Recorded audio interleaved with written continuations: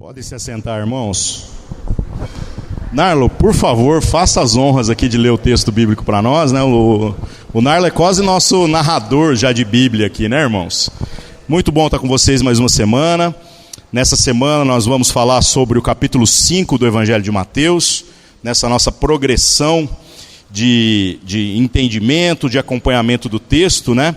E o capítulo 5 ele é bem grande, eu acho pouco provável que a gente consiga terminar ele todo hoje. Mas vamos nos esforçar aqui, tá? Vamos tentar para ver o que acontece.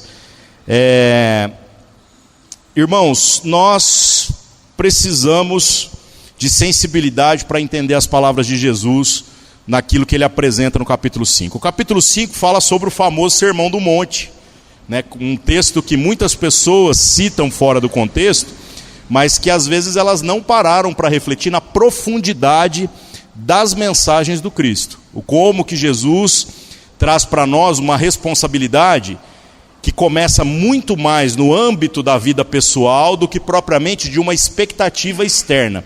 Eu digo isso porque a nossa geração trabalha com muitas expectativas, né?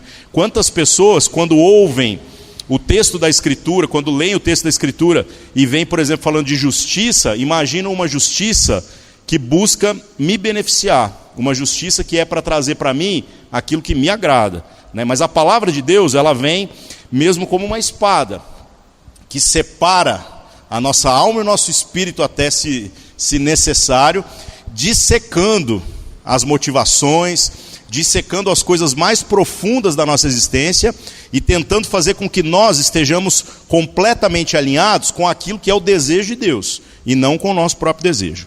Então lê para nós aí, Narlo. Pode ler o capítulo todo se der? Acho que dá. Capítulo 5, por favor. Ah, sim, precisa ser no microfone, né? 5 todo. Vendo as multidões, Jesus subiu ao monte e se assentou. Seus discípulos aproximaram-se dele e ele começou a ensiná-los, dizendo: Bem-aventurados os pobres em espírito, pois deles é o reino dos céus. Bem-aventurados os que choram, pois serão consolados. Bem-aventurados os humildes, pois eles receberão a terra por herança.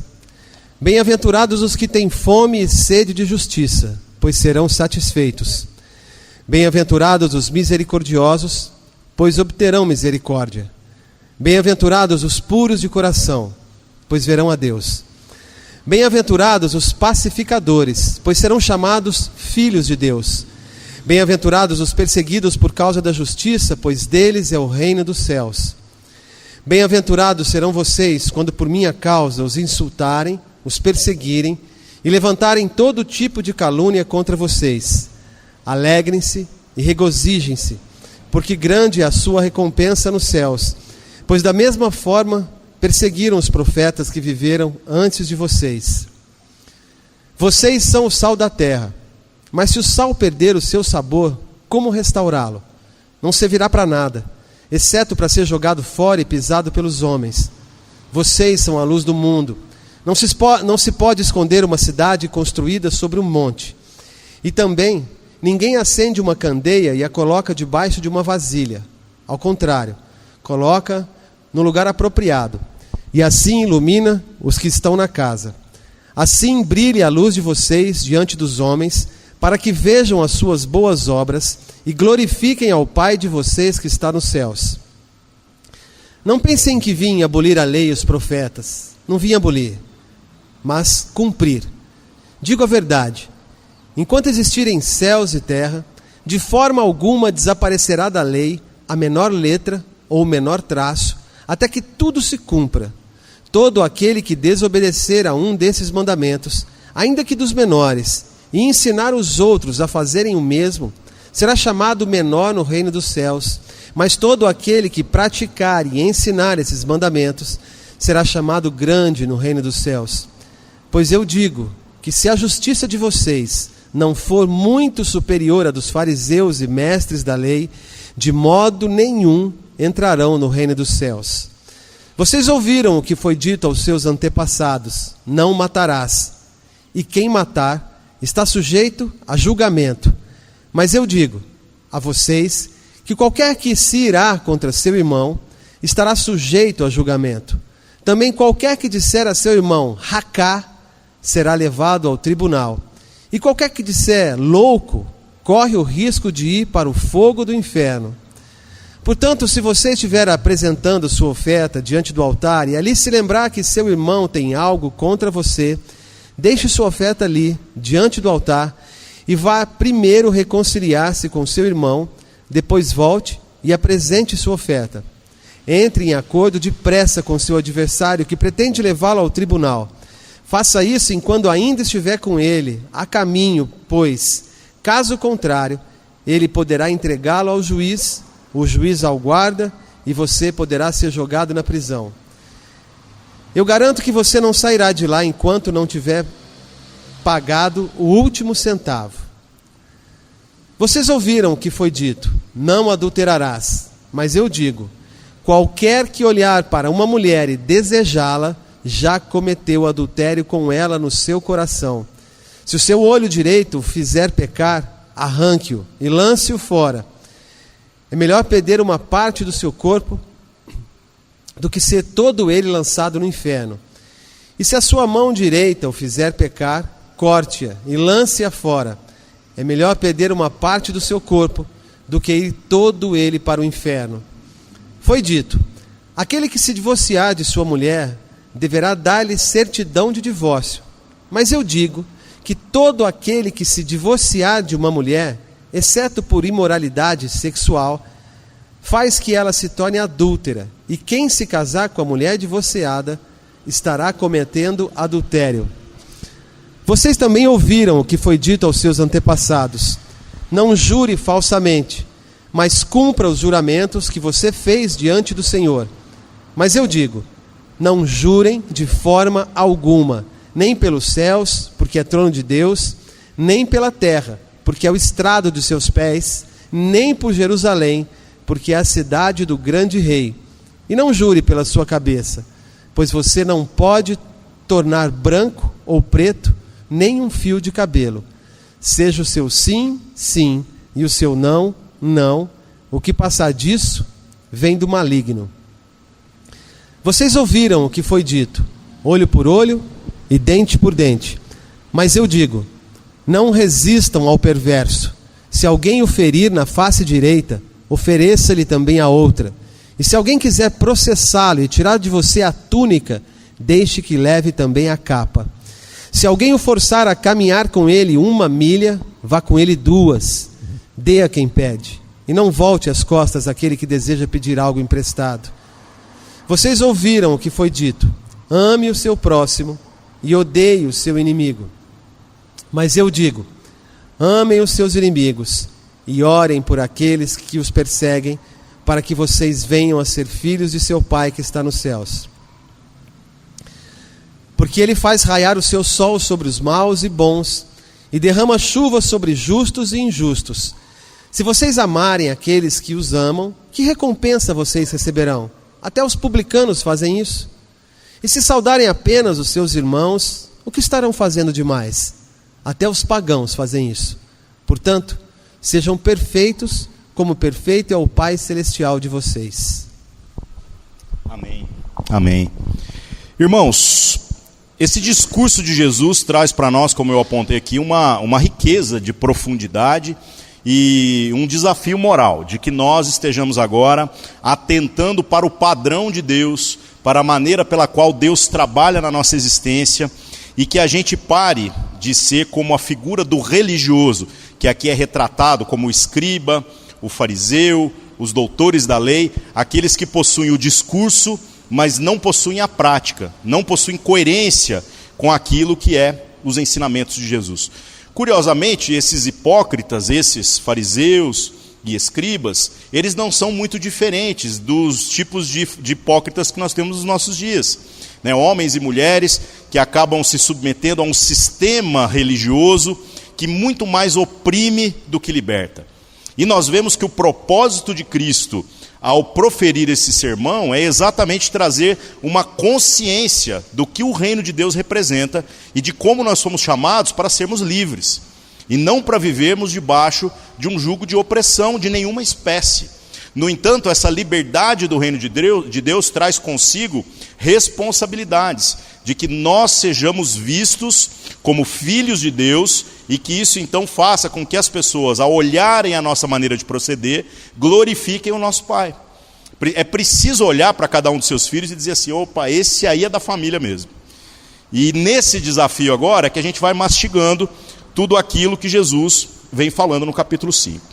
O verso 1, né, irmãos, começa falando com Jesus vendo a multidão, e isso é uma continuidade daquilo que nós falamos na semana anterior, quando falamos sobre Jesus encontrando a escória da escória, ali na região de Cafarnaum, quando tinha várias cidades próximas, pessoas que estavam marginalizadas pela religião, pessoas que não serviam, não possuíam o pedigree adequado para adorarem Deus lá no templo, lá naquele que era o lugar onde o nome de Deus era invocado naquela época, né? E Cristo começa o seu ministério exatamente ali.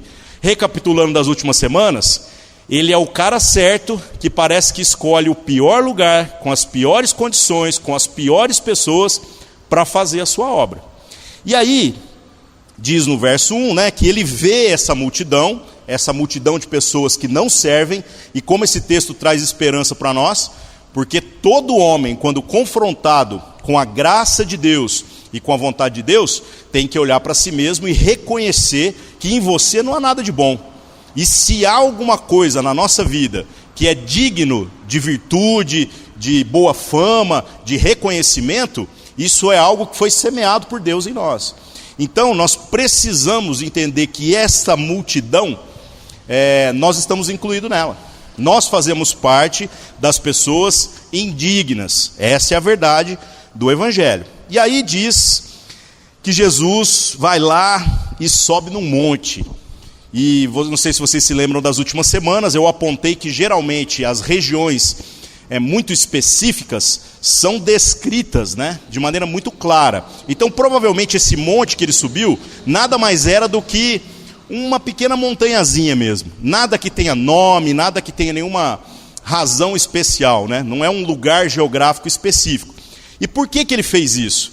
Porque nós temos que considerar que na época não tem microfone, não tem auditório, então a geografia adequada faz com que uma pessoa consiga pregar para muitas outras.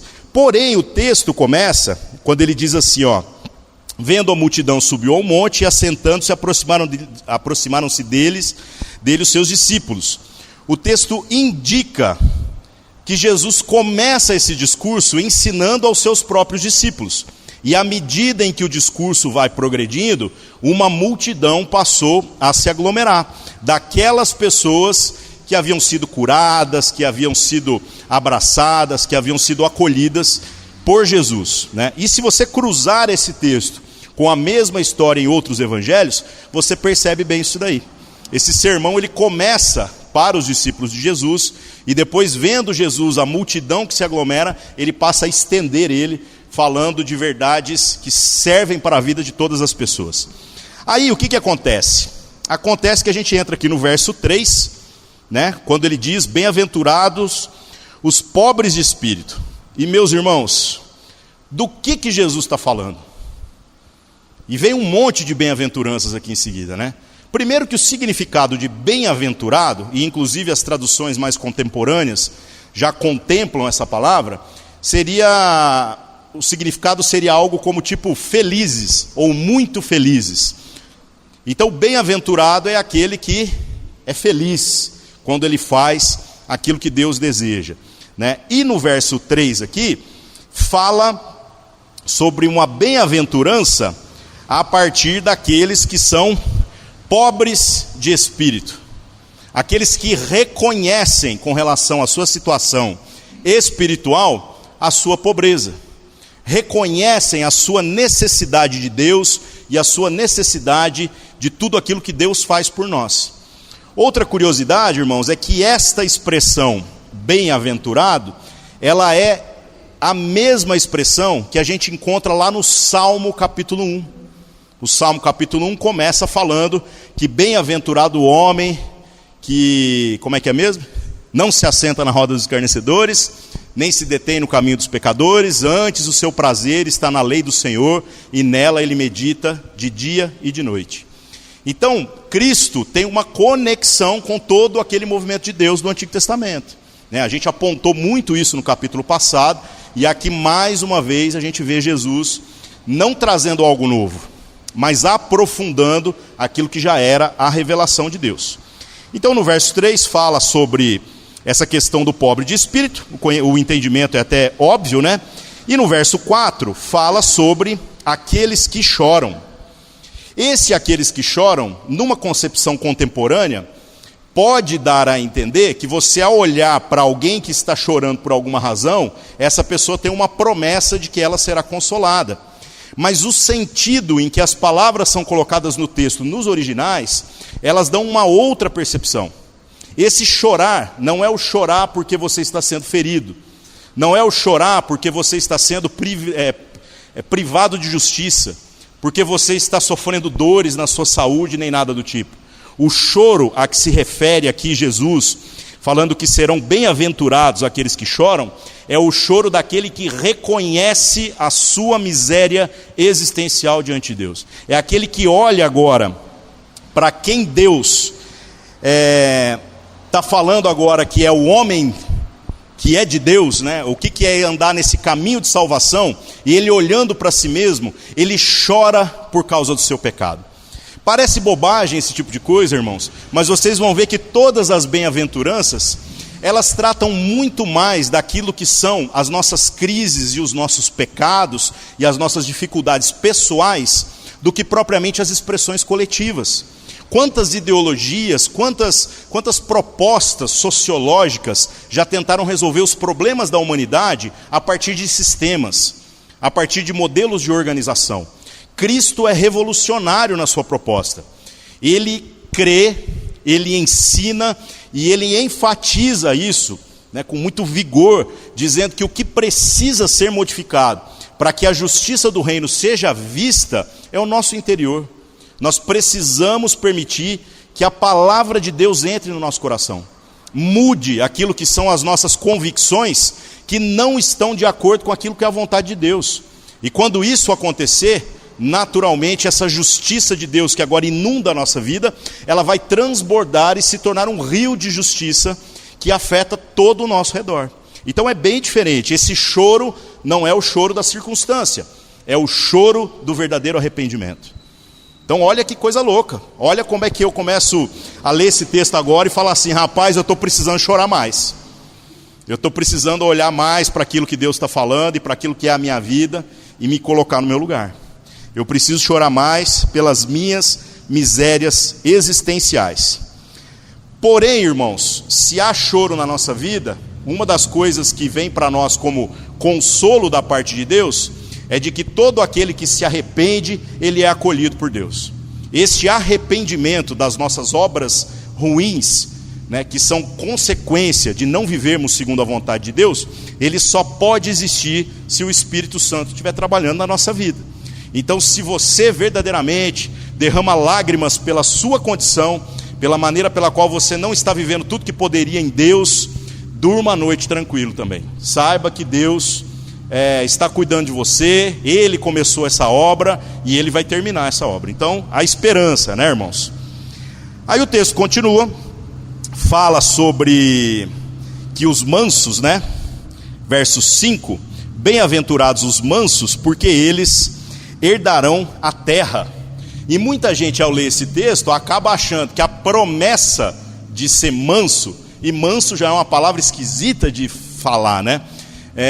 Quando eu fui tatuar a palavra mansidão em mim, eu me lembro que o tatuador ficou escandalizado. Ele não era cristão, ele falou assim: como assim você vai tatuar mansidão, velho? Porque parece que ser manso para a nossa geração é quase que uma ofensa, né? E, irmão, ser manso não tem nada a ver com a expressão corno manso, né? Que é o cara que todo mundo vem e multa, faz do cara o diabo a quatro e o cara fica sempre de boa. Não é nada disso. Ser manso é ter a mesma mansidão que Deus tem. Vocês já pensaram o posicionamento de Deus com relação à humanidade, como é de uma mansidão extraordinária? Porque se nós nos colocássemos no lugar de Deus, com todo poder, com toda autoridade, e com todo o incômodo que nós mesmos provocamos a Ele, você acredita que nós seríamos realmente tão mansos como Ele é?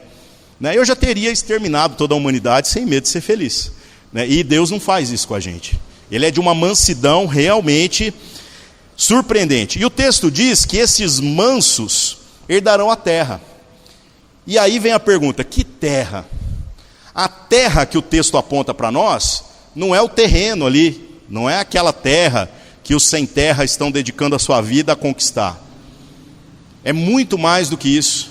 É a fazer parte, é a ter posse naquilo que são as promessas de Deus para a eternidade. E como esse discurso está fora de moda, né, irmãos? Ninguém fala de eternidade mais. Todo mundo fica fazendo tudo quanto é promessa. Você dá isso, recebe aquilo, você faz isso e Deus vai não sei o que lá, atropelando aquilo que a Escritura fala e tentando fazer com que tudo que é prometido se torne um resultado agora. Ou seja, homens enganam usando a nossa cobiça, a nossa ganância, para tentar nos levar ao lugar onde eles desejam, e esse lugar provavelmente é muito longe daquilo que é a vontade de Deus. Agora, a palavra diz que se nós formos mansos, como Deus é manso, aquele que às vezes mesmo tendo razão, vai se colocar sempre em mansidão na hora de defender a verdade, de se colocar diante do outro, não com a prerrogativa de bater no peito e reivindicar alguma coisa, mas sim com a responsabilidade de ser aquele que ensina, que reparte e tudo mais, nós seremos parte do reino de Deus. Nós seremos herdeiros daquilo que é o reino de Deus. Então é isso que esta terra significa, tá? É a terra da nova cidade, e não necessariamente a terra do lugar onde a gente está vivendo. Ai, mas eu queria tanto ter um terreninho, né? Você vai ter, nem que seja no cemitério você vai ter. Mas não dá para a gente prometer para você coisas que a Escritura não promete, tá? Irmãos, todas as coisas dessa vida são passageiras. O importante mesmo é a gente estar alinhado com aquilo que é a vontade de Deus.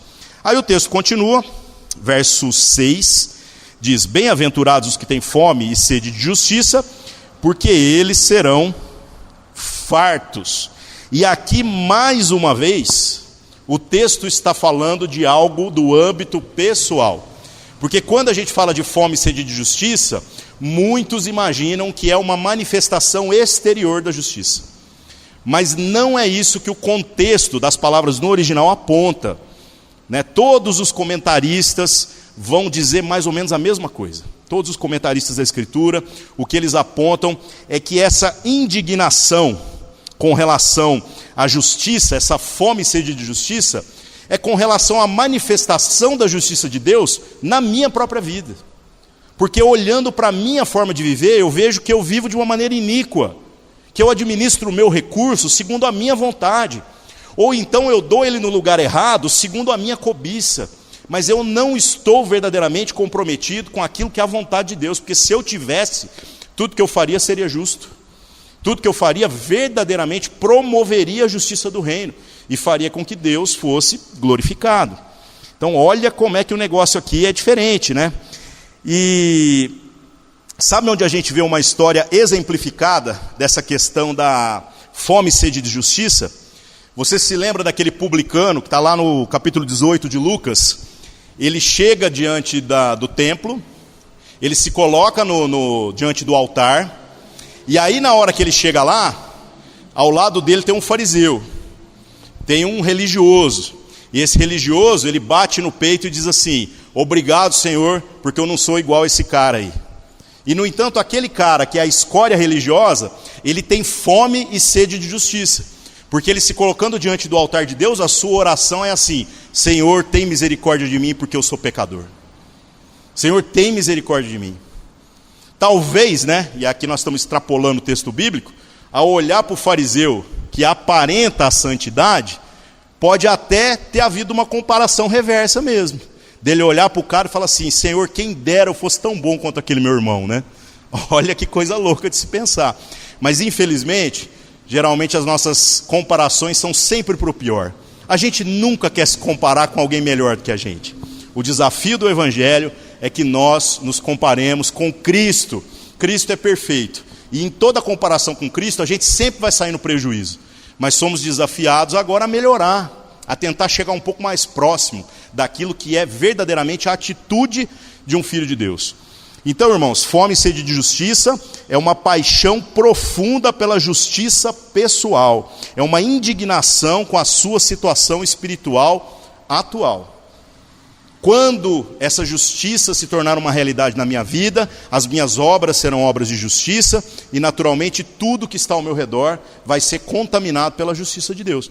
E vocês vão ver como é que o texto fala sobre essa contaminação daquilo que acontece através da minha vida na vida dos outros, de uma maneira muito clara, de uma maneira muito incisiva. Aí, verso 7, diz assim: bem-aventurados os misericordiosos, porque eles alcançarão misericórdia. Isso é até óbvio, né, irmãos? Da mesma maneira que Cristo teve misericórdia de nós, que Deus se compadeceu de nós, não havendo em nós coisa alguma que nos fizesse dignos de seu amor, nós fomos chamados para fazer o mesmo uns pelos outros. Ah, mas é difícil demais, porque esse mundo só tem gente que não presta. Então, Deus olhando para o mundo, talvez essa seja a percepção mesmo. Ele vai olhar para as pessoas mais perfeitas que já andaram sobre a face da terra, pega lá a Madre Teresa de Calcutá, com todas as suas obras, com toda a sua devoção, e vai dizer assim: lixo, não serve para mim. Mas mesmo a gente não servindo, Deus se compadeceu, Ele foi misericordioso. Ele não considerou os nossos pecados, mas nos chamou agora para vivermos de maneira diferente. Agora, qual é a nossa postura diante uns dos outros, cientes de que essa misericórdia que nos alcançou precisa alcançar os outros? Essa aqui é a grande crise. Então, alcançará a misericórdia da parte de Deus aquele que viver em profunda misericórdia, aquele que se compadecer do seu irmão. Verso 8: bem-aventurados os limpos de coração, porque eles verão a Deus. Isso aqui, né, irmãos, também é extremamente óbvio. Essa expressão limpo de coração aponta para a ideia de ter uma moral livre da contaminação do pecado e da carne. Ter uma consciência verdadeiramente limpa quando é confrontada com aquilo que a palavra de Deus traz para nós.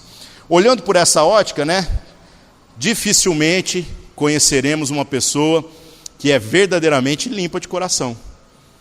Mas, se há alguma mancha no nosso coração, se há alguma impureza, a própria palavra diz que o sangue de Cristo nos purifica de toda impureza. Então é possível, não estamos falando de nada que está distante de nós.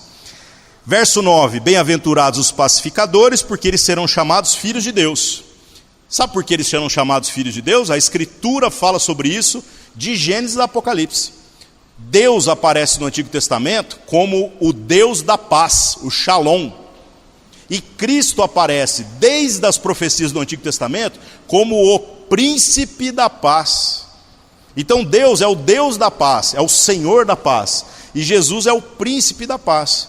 Se nós somos verdadeiramente filhos de Deus, e somos verdadeiramente co-herdeiros com Cristo, ou seja, irmãos de Jesus, que é o nosso irmão primogênito, mais velho, aquele que já agradou ao Pai e que trilhou o caminho para que nós pudéssemos agora ter acesso até Ele, então é necessário que na nossa vida se manifeste um estilo de vida pacificador.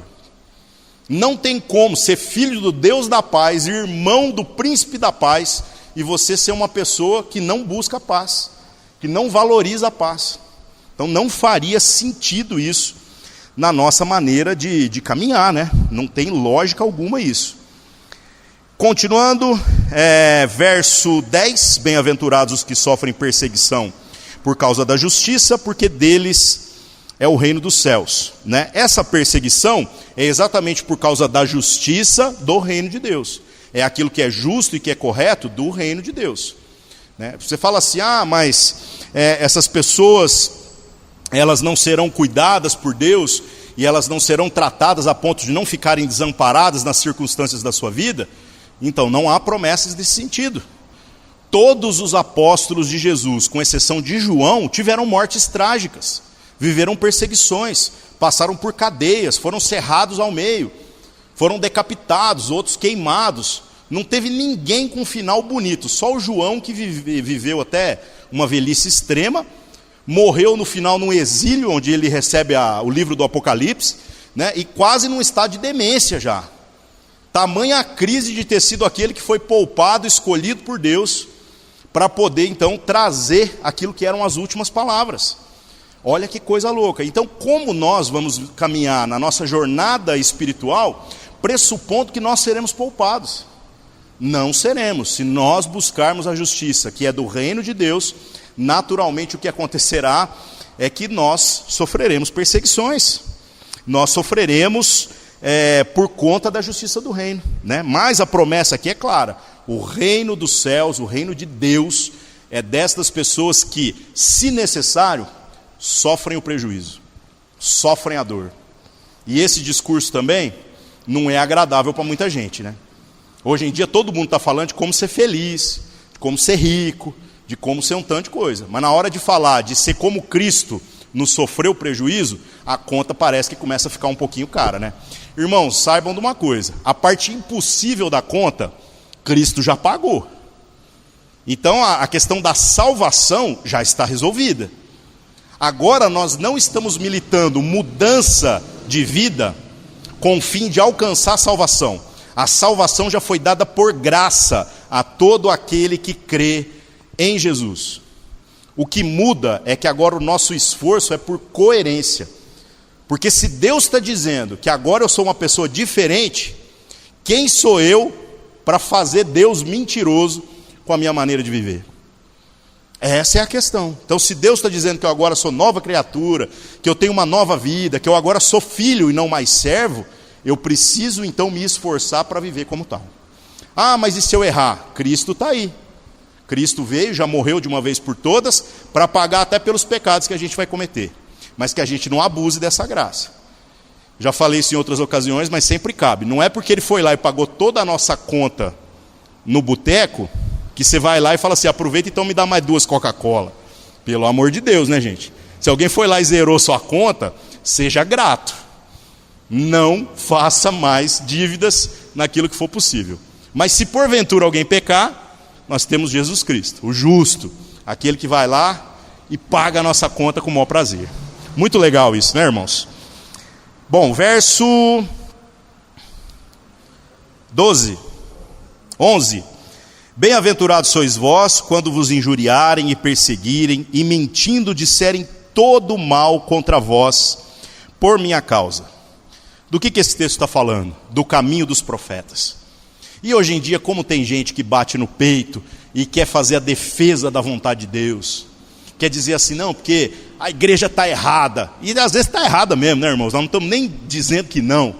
Mas aí você se coloca como o profeta do Senhor.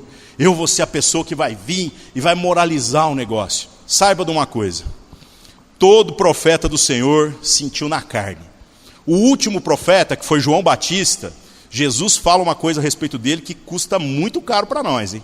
Ele diz assim, ó: dentre os nascidos de mulher, João Batista é o maior, mas o menor no reino dos céus é maior do que ele. Isso dá um nó na cabeça, né? Dos profetas, dos nascidos de mulher, João é o maior, mas o menor no reino dos céus é maior do que ele. E aí eu fico pensando, se Jesus pegou João e colocou ele como a cereja do bolo, disse assim: esse cara é o cara, esse é de fato o último dessa geração de profetas, antes que o Espírito fosse dado a todo aquele que crê, então João Batista não era pouca coisa. E no entanto, João Batista foi decapitado. E Jesus sabia, e Jesus mandou só um recado para ele. Falou assim, ó: manda um recado para ele dizendo tudo aquilo que vocês estão vendo. Que os cegos são curados, os leprosos são limpos, aos pobres é anunciado o reino dos céus. E aí o João Batista morreu com um sorriso do rosto, consciente de que esse era mesmo o seu caminho. Você quer ser profeta do Senhor? Esse é o desafio. E o que é um profeta? É aquele que traz a vontade de Deus de uma maneira que o povo entende. Então, irmãos, não é dar profetada, é virar e falar assim: o Senhor vai me revelar agora seu CPF. Bobagem, isso não é profecia, isso é adivinhação. E isso não é nem bíblico, certo? Então o que é profecia? Trazer a vontade de Deus. Como eu falei na semana passada, pode acontecer de que o Espírito traga algo específico para a gente compartilhar com a vida uns dos outros, mas isso não serve para a construção de base doutrinária para os demais. Por outro lado, irmãos, o profetizar então é trazer o que está na Escritura de modo visível, através do nosso viver, de modo que as pessoas vejam em nós aquilo que é a verdade de Deus. Olhando por essa ótica, então, todos fomos chamados para sermos profetas. Mas entendam que profeta vai sofrer.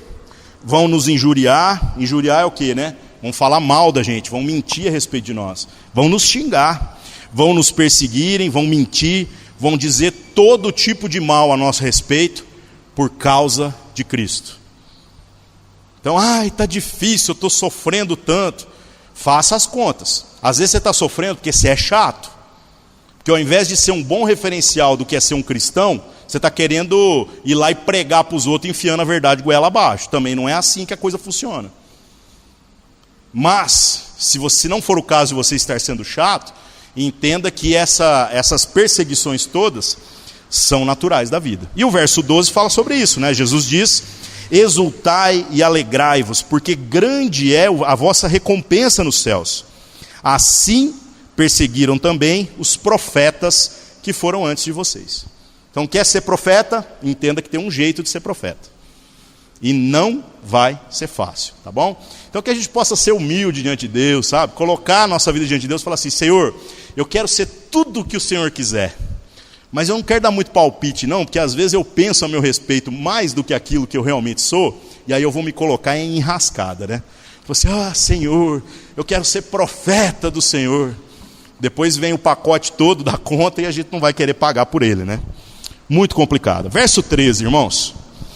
Vós sois o sal da terra, e se o sal for insípido, com o que se há de salgar? Para nada mais presta, senão para lançar fora e ser pisado pelos homens. Vós sois a luz do mundo. Não se pode esconder uma cidade edificada sobre um monte, nem se acende uma vela e se coloca debaixo da cama, mas no velador, e ela dá luz a todos que estão na casa. Assim resplandeça a vossa luz diante dos homens, para que vejam as vossas boas obras e glorifiquem ao vosso Pai que está nos céus. Então, irmãos, o que nós estamos falando aqui, né? Quando a gente fala desse ser sal da terra, o que isso significa, né? O sal, ele tem algumas funções que dizem respeito aqui nessa linguagem figurada, aquilo que são as nossas funções como cidadãos do reino de Deus.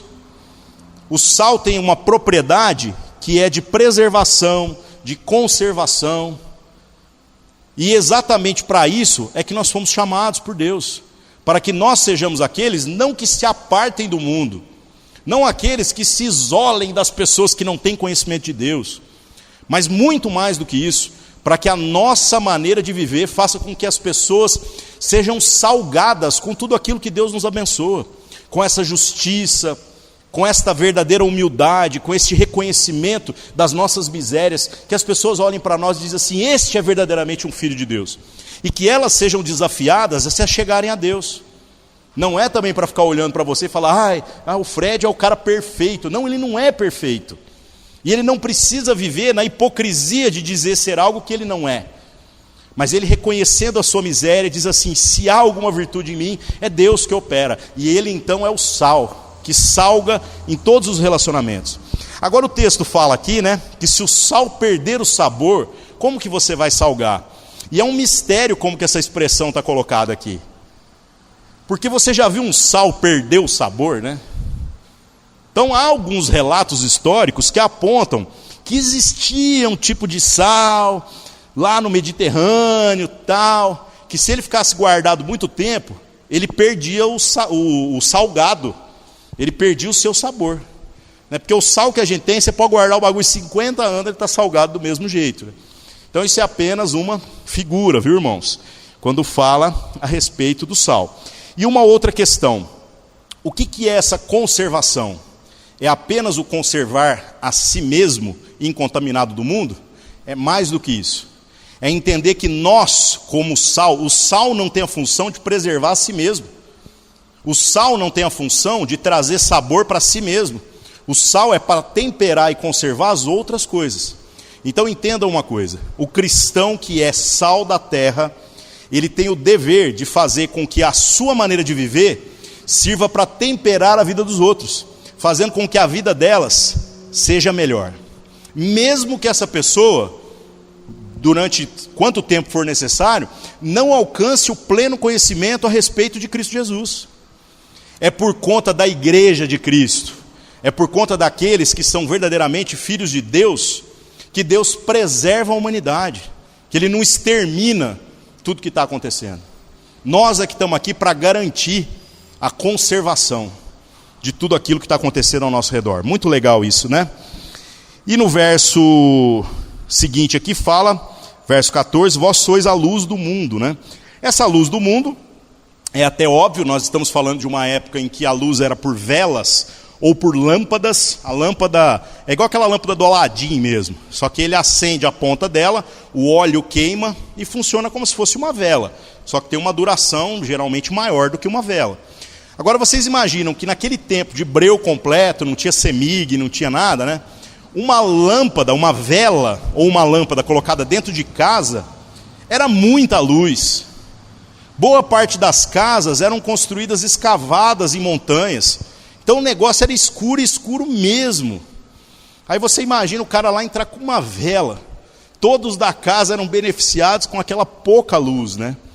E nós fomos chamados para sermos exatamente essa luz. Pode parecer que é pouca. Pode parecer que não vai iluminar tudo, mas essa luz é uma referência. A luz de Deus, já há na Escritura uma outra referência. Lá no Apocalipse a gente vê falando sobre a glória de Deus brilhando como o sol do meio-dia. Então a luz de Deus é um pouquinho mais forte, se a gente for colocar na comparação, né? Mas nós, como luz, temos o dever agora de orientar os passos das pessoas, para que elas não tropecem em coisas que não precisam.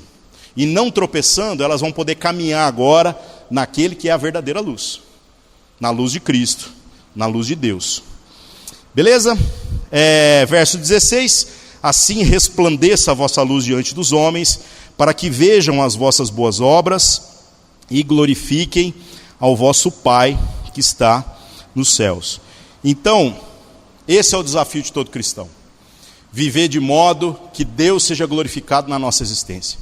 Se há alguma coisa, como eu já disse, que é merecida de louvor na nossa existência, isso não é mérito nosso. Essa é a luz de Deus que resplandece em nós e então ilumina o caminho das pessoas. Agora no verso 17 em diante, acontece uma coisa curiosa aqui. A gente começa a ver Cristo falando sobre a continuidade da obra de Deus a partir da lei. Então lembra que eu falei no começo aqui, que quando Jesus começa a ensinar, o que dá a entender, comparando com outros evangelhos, é que ele começa conversando com os seus discípulos e em seguida começa a se juntar uma multidão. Provavelmente houve algum questionamento no sentido de que as palavras de Jesus traziam algo que fosse completamente novo, uma quebra de paradigma a ponto de que fosse uma nova religião. Vamos jogar tudo fora então e agora nós estamos resetando, estamos começando do zero, né?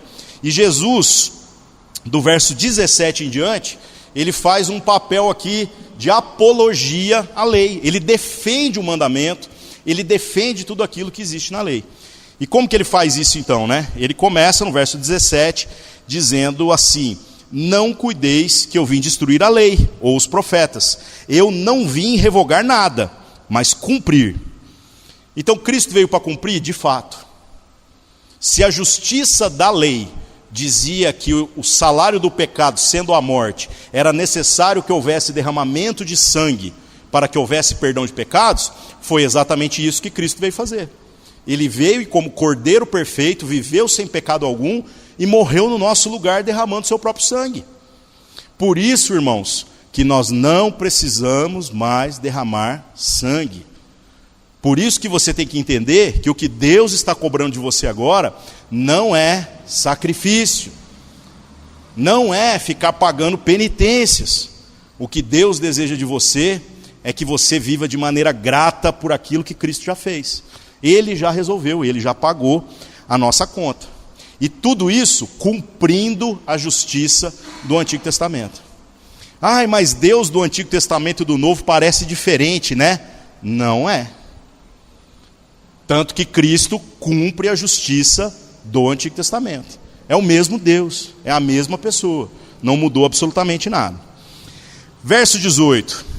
em verdade vos digo, que até que o céu e a terra passem, nem um jota ou um tio cairão da lei até que tudo seja cumprido. Aí você pergunta, o que isso significa? Um jota ou um tio? As letras hebraicas, que são lá do Antigo Testamento, elas não têm necessariamente jota, is ou tios, mas elas possuem sinais que fazem diferenciação entre as letras, que são muito pequenos, muito parecidos com o apóstrofo que a gente coloca, né? Quando a gente vai escrever, por exemplo, d'água, né? Ou algumas aspas, aquelas aspas simples, que é de um risquinho só. As letras hebraicas possuem muitos sinais que significam isso. Então, na tradução, eles fizeram uma adaptação, né? Não vai cair nenhum jota, ou nenhum pinguinho do jota, ou nenhum tio, nenhum sinal de toda a lei. O que o texto aqui está apontando? Está dizendo o seguinte, que nós precisamos ser aqueles que observam tudo aquilo que é segundo a vontade de Deus nos mínimos detalhes. E o legal do texto aqui é que no verso 19 diz assim: qualquer, pois, que violar um desses menores mandamentos e assim ensinar aos homens, será chamado o menor no reino dos céus. Aquele, porém, que os cumprir e ensinar, será chamado grande no reino dos céus. Não há uma punição de você ser excomungado, de você ir para o inferno por causa de falta de zelo em observar as pequenas coisas. Mas o que o texto diz é que há uma premiação para aqueles que consideram a integralidade da mensagem de Deus. Então olha que coisa louca, não seja uma pessoa que, apesar de ser de Deus, é uma pessoa pequena, seja uma pessoa grande. Você quer falar? Sim, eu achei interessante a situação, praticar e ensinar, porque a grande questão é essa: é lícito ter dúvidas a respeito da Escritura? Lógico que é. É lícito não saber tudo a respeito das Escrituras? É perfeitamente normal. Só que eu vou dar uma dica para vocês, irmãos. Na dúvida, leia a Bíblia contra você. Na dúvida, dê crédito ao que Deus está falando, mesmo que isso seja contrário àquilo que você consegue alcançar ou àquilo que lhe parece até mesmo conveniente. Leia a Bíblia contra você. Considere as pequenas coisas. Então é melhor a gente errar com zelo do que a gente errar com desleixo. Essa é a grande questão. E se no âmbito pessoal isso já é uma crise, quanto mais ensinar para os outros. Porque aquele que ensina o outro errado, ele pode se tornar pedra de tropeço para outra pessoa. Meus irmãos, Jesus mais para frente pega tão pesado. Ele fala que se alguém fizer um desses pequeninos tropeçar, melhor seria que amarrasse uma pedra de moinho, a pedra era grande, irmãos, no pescoço e se jogasse na mais profunda, na maior das profundezas do mar. Olha o tamanho da responsabilidade, né? Então que a gente possa considerar as coisas nos mínimos detalhes, tá?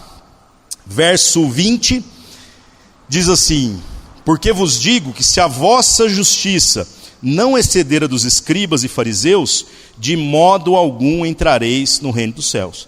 Quem eram os escribas e fariseus? O escriba era literalmente o copista especialista na escritura. E o fariseu era o grupo religioso que era considerado a elite espiritual, porque os caras eram de um zelo, de uma doutrina boa, né? Só que eles eram hipócritas. Eles ensinavam bem, pregavam bem, falavam bem, mas viviam mal. Eles queriam era aparecer com as suas roupas, com todas as franjas que eles usavam. Os caras andavam até com um sininho pendurado, para na hora que ele andasse, todo mundo olhando, falando assim: ah lá, o fariseu está chegando, né? Quando eles iam orar, eles oravam nas praças para serem vistos pelos homens. Olha que coisa ridícula. Vaidade, pura vaidade. Sim, fazendo jejum, e o cara faz questão de parecer que está sem comer há 18 anos, né? E não é isso que é para a gente fazer, né, irmãos? Oi? Comia escondido, né? Era só para aparecer, né? Não, mas mesmo que não comesse, é isso que é legal. Mesmo que não comesse, se o jejum é para aparecer, ele já perdeu o propósito, né? Jesus fala sobre isso mais para frente. Então, irmãos, nós precisamos exceder a justiça desses caras aqui. Temos que exceder. Porque não adianta nada a gente ficar falando, pregando e não sei o quê, e no final a gente tropeçar nas pedras que outros já tropeçaram. Então que nós sejamos coerentes. Você acha que você entende muito de Bíblia? Eu tenho certeza que os escribas entendiam mais do que a gente. Então se porte com humildade diante do texto. Você acha que é o cara da pregação e da interpretação? Tenha certeza que o fariseu fazia isso melhor do que você e do que eu. Então seja humilde diante dessa vocação e dessa responsabilidade. Isso vai fazer com que a gente não tropece em coisas que outros já tropeçaram. Louco isso, né, irmãos? Muito interessante. E continuando, diz assim no verso 21. Ouviste o que foi dito aos antigos: não matarás, mas qualquer que matar será réu de juízo. Eu, porém, vos digo que qualquer que sem motivo se encolerizar contra o seu irmão, será réu de juízo. E qualquer que disser ao seu irmão, raca, será réu do sinédrio. E qualquer que lhe disser louco, será réu do fogo do inferno. O que o texto está trazendo aqui para nós? Aqui nós temos uma figura, uma representação de uma história onde Jesus eleva o padrão. Onde Jesus mostra para nós que nós não estamos sendo libertos pelo cumprimento da lei que aconteceu na sua vida, para a gente viver uma vida folgada. Muito pelo contrário. Agora que nós estamos sem lei, pela graça, nós devemos exceder o cumprimento da lei. Então o texto até fala aqui, né? Que essa comparação de aquele que for lá e se encolerizar contra o seu irmão, ele fez a mesma coisa que aquele que no verso 20 foi lá e assassinou o seu irmão. Esse texto aqui do assassinou é algo que está escrito lá no Antigo Testamento. O assassinato, que era o matar alguém sem que houvesse uma justa razão, porque a legítima defesa, obviamente, não se enquadra neste mandamento, né, irmãos? Você pode continuar lendo o capítulo lá no Antigo Testamento, você vai vendo isso. Mas o matar uma pessoa sem uma justa razão, isso acaba fazendo com que você se aparte daquilo que é a vontade de Deus. Você é réu, inclusive, de morte, porque a justiça do Antigo Testamento é sempre por reparação. É uma vida pela outra. Agora Jesus diz aqui o seguinte, que você ficar com raiva do seu irmão, como todos os pecados procedem do nosso coração, no seu coração é como se você já tivesse matado ele. Então não há diferença para nós diante de Deus. E agora é o Espírito que vai trabalhar isso na nossa existência. É o Espírito que vai nos confrontar e dizer assim: ô Ari, tem certeza que você quer continuar matando o seu irmão? Tem certeza que é esse jeito que você quer viver, com raiva dele? E Jesus vai piorando. Ele diz assim, ó: quem chamar o seu irmão de raca, que significa tolo, cabeça vazia, idiota, essas seriam palavras equivalentes, né? Essa pessoa vai ser réu do sinédrio. O que era o sinédrio? Era ser colocada para juízo diante dos homens ali que compunham o tribunal civil em Israel. Olha que coisa louca. Jesus foi julgado no sinédrio, viu? O juízo lá era apertado do tamanho, assim, de um fundo de agulha mesmo. E aí Jesus piora ainda a história. Ele diz que quem disser para o seu irmão louco, será réu do fogo do inferno. Então, irmãos, para a gente encerrar hoje, na dúvida sobre como tratar o seu irmão, trata bem. Na dúvida a respeito de se o cara é irmão ou não é, trata como se fosse. Porque é melhor a gente errar com misericórdia, chamando o ímpio de irmão, do que chamar o irmão de ímpio. Porque se chamar o irmão de tolo, você já te ferra. Se chamar o irmão de louco, te condena ao fogo do inferno. Imagina chamar o irmão de ímpio. É por isso que na nossa maneira de viver, nós precisamos expressar isso. Não é, nós somos irmãos uns dos outros aqui na igreja. Irmãos, aqui na igreja nem precisava ser tão irmão quanto a gente aparenta ser. Porque se tem um lugar onde a gente tem margem para erro, é aqui, nós estamos em família. Se você vai errar com alguém, erra comigo, velho. Porque comigo você tem margem para erro. Você vai errar 1, 2, 3, 5, nós vai rolar na brita, mas a gente não larga um do outro. E isso é literal, viu? O rolar na brita e o não largar um do outro. Agora, quando a gente vai viver lá fora, que a gente viva verdadeiramente como filho de Deus. Na dúvida, chama de irmão. E se ele não for irmão, nós estamos colocando brasa sobre a cabeça dessas pessoas, né? vai começar a incomodar, vai começar a queimar aqui, né? E essa pessoa vai ter que acertar a situação dela com Deus. Então esse é o chamado de Deus para cada um de nós. Semana que vem, irmãos, nós continuamos a partir daqui. O capítulo, como eu falei, é muito grande, né? Não daria para matar em 1 hora, como é a nossa proposta. Beleza? Vamos orar. Senhor nosso Deus, nos colocando na sua presença nessa noite, pedimos para que tudo isso que foi ensinado pelo seu Filho Jesus se torne uma realidade na nossa vida, Pai. Que nós possamos ser verdadeiramente aqueles que reconhecem a sua pobreza de espírito, que sejamos misericordiosos, que sejamos pacificadores, que sejamos mansos, que sejamos aqueles que, assim como o seu Filho, estejam dispostos a sofrer o prejuízo, se necessário, para que o nome do Senhor seja glorificado. Coloca tudo isso na nossa existência como verdade, Pai. E que nós possamos verdadeiramente, saindo daqui, ao longo de toda a nossa semana, sermos desafiados pelo seu Espírito Santo que grita dentro de nós, a nos tornarmos mais parecidos com quem Jesus é. Em nome de Jesus, oramos e agradecemos. Amém.